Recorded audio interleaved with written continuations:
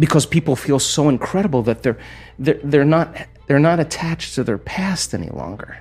They're so connected to their future that they stop telling the story of their past.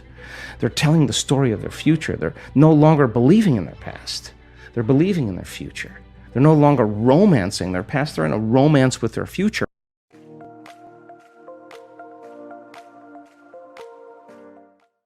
And if oxytocin levels are up, and it's the chemical that bonds, you're going to believe in that future you're creating with all of your heart, it better be opened and activated, and we're going to measure it. And I'm going to tell you, you're doing it or you're not.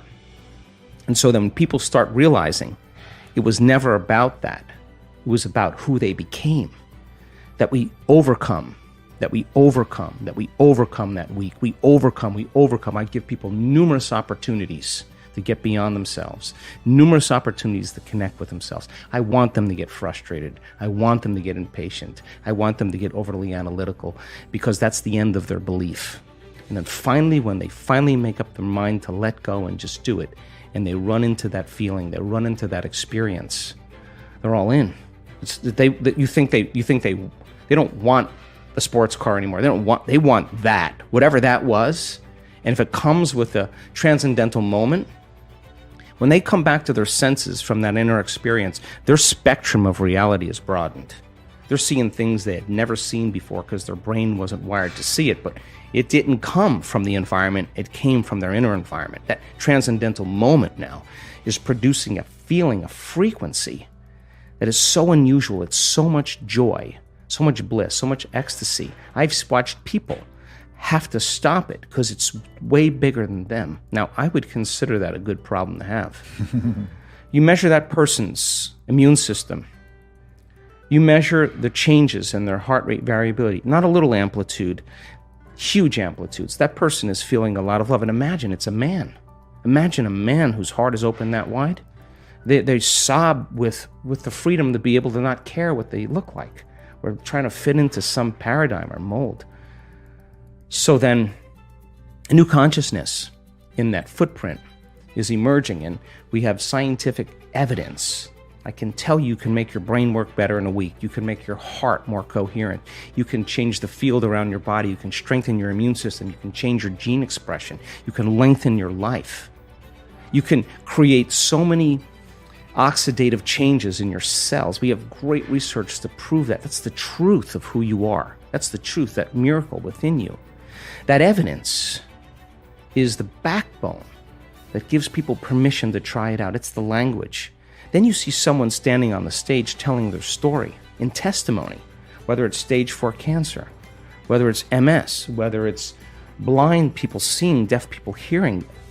You can't go back to being the same person after that. Evidence is the loudest voice. And so then when we begin to make those inroads, and the footprint exists in consciousness, and you're witnessing it in three-dimensional reality, the illusion of limitation begins to change. And now all you want to do is you crave the unknown. So people in our work don't get up in the morning and go, oh God, I got to do my meditation today. No, they're not doing that. Their body is waking them up, saying, get out of bed, because they don't want the magic to end. And when you start seeing the gap between cause and effect, thought and experience closing down, you're moving closer to the divine. And when that happens, all the things you thought you want, you no longer want, because the overcoming process leading to who you become, nobody can take that away from you.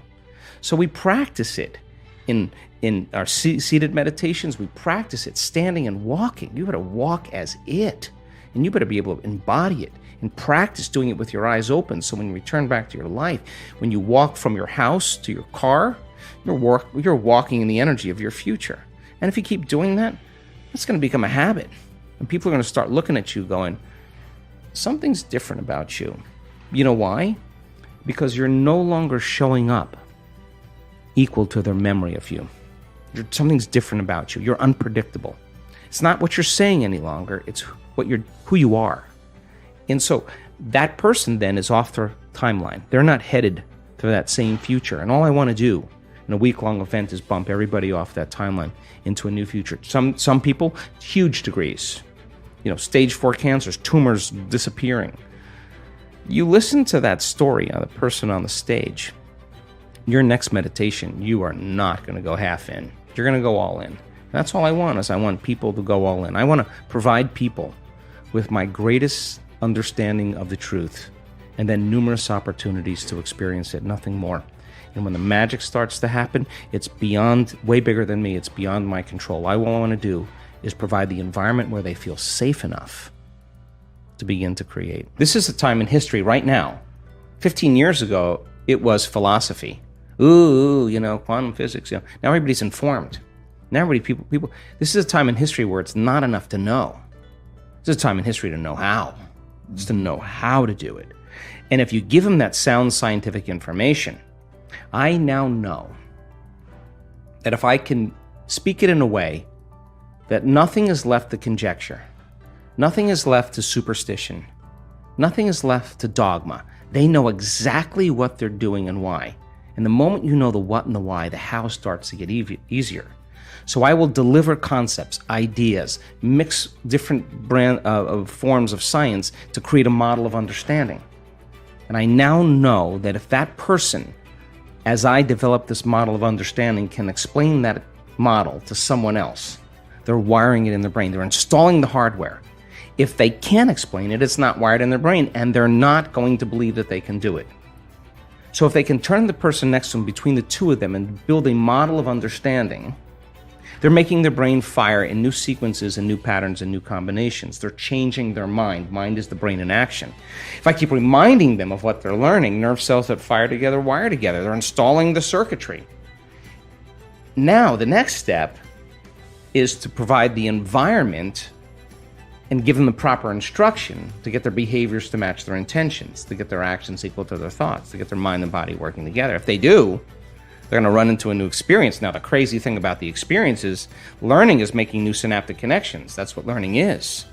Research shows that you pay attention and learn something new and you repeat it just for an hour, you're going to double the number of connections in your brain. That's a lot, 1,600 to the 3,200 connections. That's a lot of extra connections. But if you don't review it, if you don't think about it, if you don't repeat it, those circuits prune apart within hours or days. So if learning is making new connections, then remembering is maintaining and sustaining those connections, you got to review it. It's so much easier to forget than remember when it comes to this stuff, and it's a constant process. So then if they can get their behaviors to match their intentions and they have a new experience enriches the philosophical circuits in the brain, but when those neurons string into place, the brain makes a chemical. And that chemical is called a feeling or an emotion. And when you start feeling unlimited, when you start feeling worthy, when you are having an experience that causes you to be more in love with life, it is that chemical release from the limbic brain that teaches your body chemically to understand what your mind has intellectually understood. So if knowledge is for the mind, experience is for the body, and in that moment the person's embodying the truth of that philosophy, and now they're selecting and instructing new genes from the experience because the chemistry that's coming from the environment is information. And so genes make proteins, and all of a sudden they start wearing a different body. Repeat it over and over again.